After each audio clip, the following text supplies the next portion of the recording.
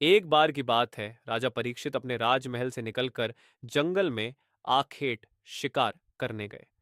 जंगल में शिकार की खोज करते हुए उन्हें एक अद्भुत दृश्य देखने को मिला। उन्होंने एक अज्ञात व्यक्ति को देखा जो गाय और बैल को अत्याचार करते हुए उन्हें मारने का प्रयास कर रहा था। राजा परीक्षित तुरंत समझ गए कि यह कोई साधारण व्यक्ति नहीं है। वह व्यक्ति स्वयं कलयुग था, जो अपने निवास के लिए स्थान खोज रहा था। राजा परीक्षित ने उसे रोककर पूछा, तुम कौन हो और यह अत्याचार क्यों कर रहे हो? कलयुग ने सिर झुकाकर कहा, महाराज, मैं कलयुग हूं। यह मेरा समय है और मुझे इस पृथ्वी पर रहने का अधिकार है। राजा परीक्षित ने कलयुग को क्रोध में आकर भूलोक छोड़ने का आदेश दिया, परंतु कलयुग राजा के चरणों में गिर पड़ा और दया की भीख मांगने लगा। उसने कहा, महाराज, मैं आपके राजधर्म और न्यायप्रियता को जानता हूं। कृपया मुझे कहीं रहने का स्थान दें। राजा परीक्षित ने थोड़ी देर सोचकर कहा, राजधर्म कहता है कि जो व्यक्ति चरणों में आ जाए उसे शरण देना राजा का कर्तव्य है।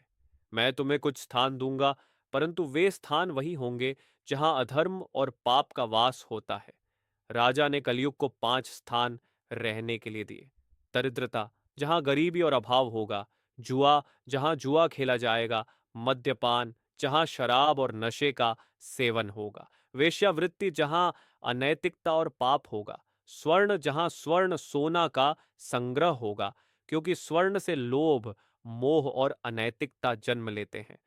कलयुग ने इन 5 स्थानों को स्वीकार कर लिया और राजा परीक्षित को धन्यवाद दिया। उसने कहा, महाराज, आपने मेरे लिए स्थान निर्धारित किया। मैं आपका आभारी हूं। राजा परीक्षित ने उसे चेतावनी देते हुए कहा, याद रहे, यदि तुम इन स्थानों के बाहर अधर्म फैलाने की कोशिश करोगे तो मैं तुम्हारा सर्वनाश कर दूंगा।